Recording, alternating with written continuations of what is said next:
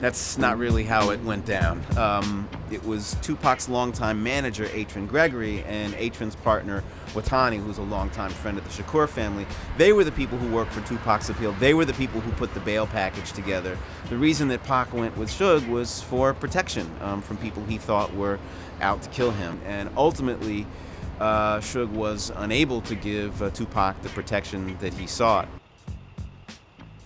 The Source magazine was actually not the very first rap magazine. The first, I believe, was the Hip Hop Hit List, which was put together by three guys in New Jersey, Jay Burnett, Vincent and Charles Carroll. That magazine was around for a few years in the mid-1980s. It was supported by a lot of record company advertising, but it went out of business a few years before The Source started up in Boston. But The Source did become the very first successful rap magazine, and by I think the late 1990s even surpassed Rolling Stone as the #1 selling music magazine in the country.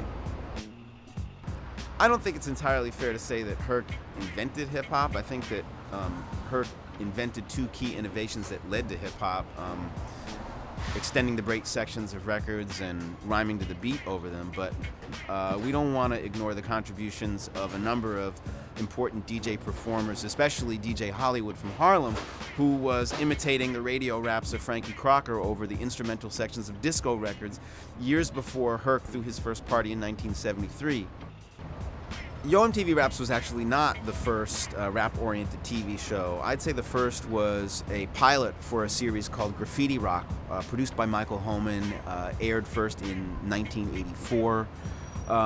The series never got picked up for distribution, but oddly enough, it was at the premiere party for Graffiti Rock that Russell Simmons first met Rick Rubin, and that leads to the founding of Def Jam. The very first rap video show was likely Video Music Box, which was produced by Ralph McDaniels right here in New York City on WNYC TV. Not many people know this, but Def Jam was actually a brand before Russell Simmons ever got involved. Rick Rubin founded Def Jam as a label for his Art Damage band, Hose, while he was in college. And Hose released 2 records before Rick Rubin produced his first rap record, which was It's Yours by T. La Rock and Jazzy J.